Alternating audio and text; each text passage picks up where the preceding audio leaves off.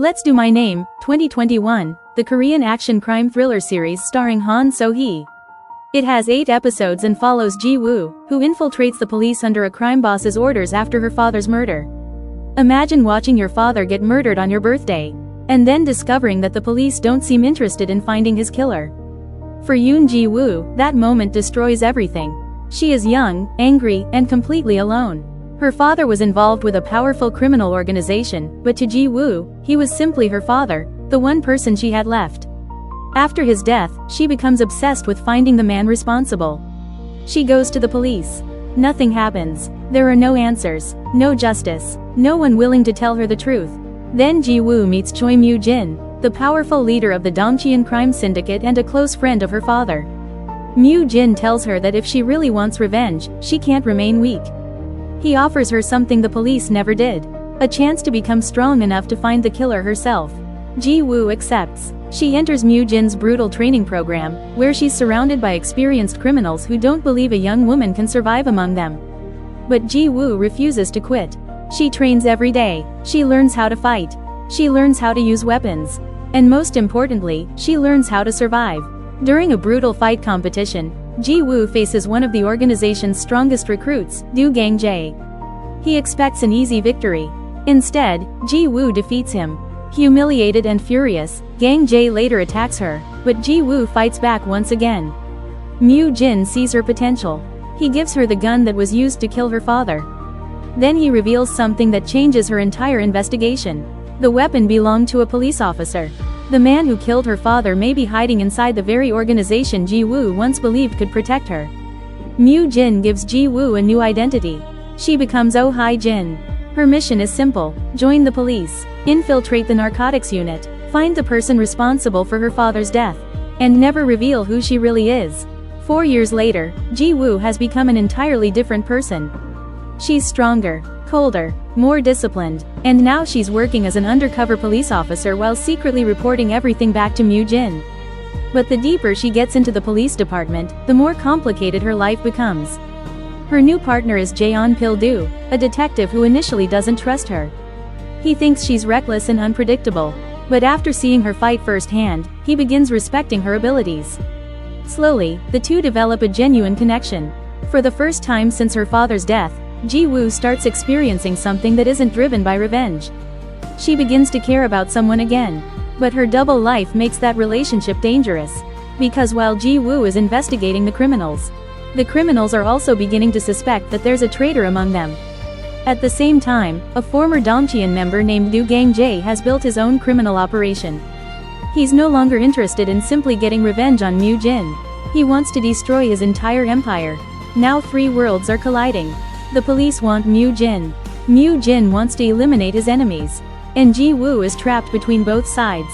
But the biggest question remains unanswered. Who actually killed her father? And when Ji-woo finally discovers the truth, she will realize that the man she trusted most may have been manipulating her from the very beginning. Ji-woo continues working undercover inside the police department, but the closer she gets to the truth, the more dangerous her position becomes. Her fellow officers believe she is simply a tough new detective. They have no idea that every investigation she conducts is secretly connected to the Dongcheon crime syndicate. Meanwhile, Mu-jin continues feeding her information. He tells Ji-woo that her father's killer is a corrupt police officer named Song Joon-soo. According to Mu-jin, Song was responsible for betraying her father and eventually murdering him.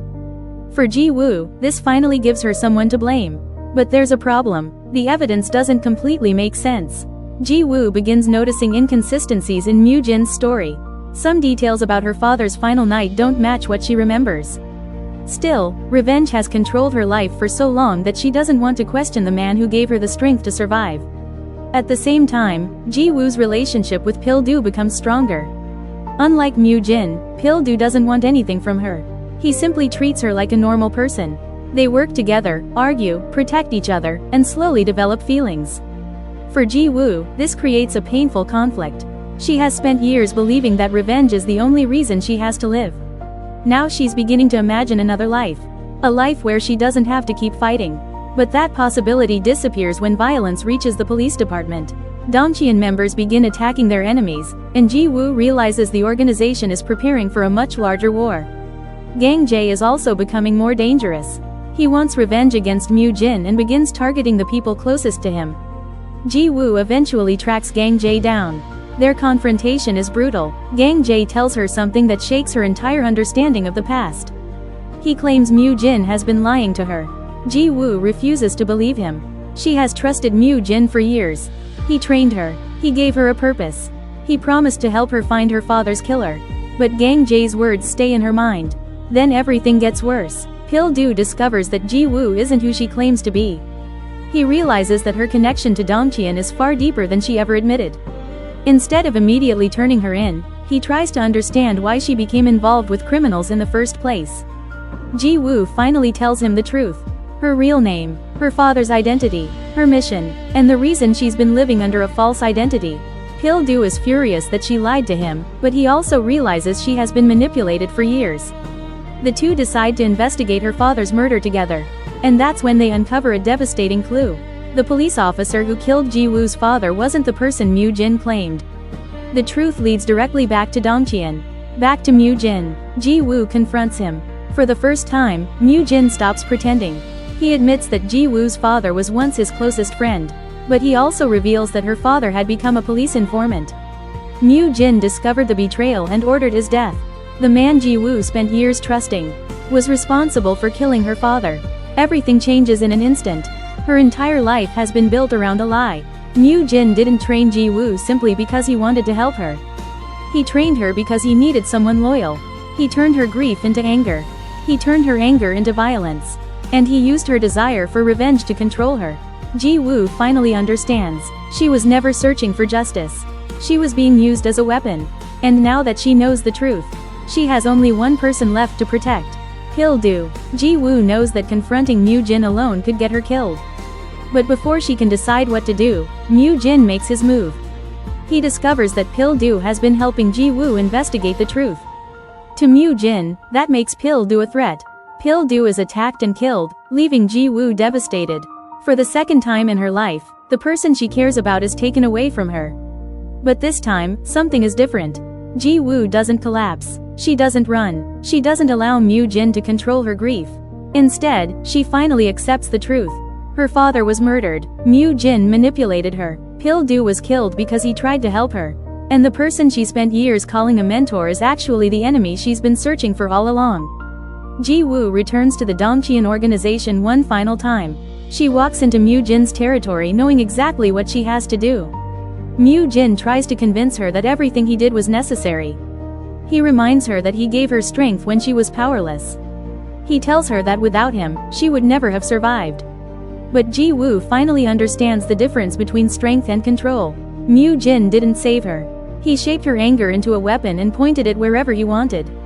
Now that weapon is pointed back at him. The two finally face each other. What follows is one of the most brutal fights in the entire story. There are no armies, no police, no one left to intervene. Just Ji Woo and Mu Jin. Teacher and student, father figure and daughter-like protege. Two people who once trusted each other completely. Mu Jin is stronger and more experienced, but Ji Woo has something he doesn't. She has finally stopped fighting for revenge. She's fighting for herself. Every strike represents years of manipulation, grief, and anger. Eventually, Ji Woo manages to overpower him. Mu Jin falls. For years, he controlled her life. Now he can no longer control what she chooses to do next. Ji Woo kills him. The moment is not presented as a victory. There is no celebration, no satisfaction, only silence. Because after everything she's sacrificed, Ji Woo realizes that revenge didn't bring her father back. It didn't bring Pil-do back. It didn't give her the childhood she lost. It only left her standing alone once again. But this time, she has a choice. She can continue living as a weapon. Or she can finally become her own person. After Mu Jin's death, the Dongcheon organization begins collapsing. The criminal empire he spent years building is destroyed. The police investigation finally exposes the truth behind the organization and the murders connected to it. Ji Woo returns to the police department. But she isn't the same woman who entered the department years earlier. She no longer works undercover for criminals. She no longer follows someone else's orders. She is finally living under her real identity. Yoon Ji Woo, a woman who survived betrayal, violence, and unimaginable loss. The final moments of My Name are bittersweet. Ji Woo visits Pil-do's grave. She remembers the short time they had together and the possibility of the life they could have shared. Then she walks away, not because she has forgotten him, but because she's finally ready to live. And that's what makes My Name more than just an action thriller. At its heart, it's a story about a woman who spends years believing revenge will give her life meaning. She becomes stronger, more dangerous, more capable, but along the way, she slowly loses almost everything that made her human. Only after discovering the truth does she realize that revenge isn't freedom. Freedom is being able to choose your own future. Ji-woo began the story as a daughter searching for her father's killer. She ends it as someone who no longer needs another person to tell her who she is. She was never just Mu Jin's weapon. She was never just an undercover detective. She was never simply the daughter of a dead criminal. She is Yoon Ji-woo. And for the first time, she gets to decide what her name means. But the story doesn't end simply with Mu Jin's death. The final chapter of Ji-woo's journey is really about understanding what her father left behind. For years, she believed her father was nothing more than a criminal who had been taken from her. But the truth is more complicated. He was involved with Dongqian, but he was also trying to escape that life. He wanted to protect Ji-woo and eventually cooperate with the police. His attempt to leave the criminal world is what ultimately put him in danger. That means Ji-woo's entire journey was built around a misunderstanding. She thought she was avenging her father's death. In reality, she was following the same path that had destroyed him. The difference is that she finally manages to break the cycle. Her father's choices led him into the criminal world. Mu Jin's choices turned that world into a prison. And Ji-woo's choice is to walk away from it. That's why the ending feels surprisingly quiet after so much violence. There is no huge celebration. No perfect happy ending. Ji-woo still carries the scars of everything that happened. She lost her father. She lost Pil-do. She lost the person she once believed was her protector. But she also gained something she never had at the beginning of the story. Freedom. She no longer needs to live for someone else's revenge. She no longer needs to prove herself to Mu Jin. And she no longer has to hide behind the identity of Oh Hai-jin. She can finally live as Yoon Ji-woo. The final image of her walking away from Pil-do's grave captures that perfectly. She isn't leaving him behind. She's carrying his memory with her. But she understands that honoring someone doesn't mean destroying yourself for them. Sometimes, the strongest thing you can do is survive. And that's ultimately what My Name is about. It begins with a young woman who wants revenge because she believes revenge will give her answers. But by the end, she discovers that revenge only creates another victim. The real victory is breaking the cycle. Ji-woo loses almost everything along the way, but she refuses to let those losses decide the rest of her life. And after years of fighting for everyone else, she finally chooses herself.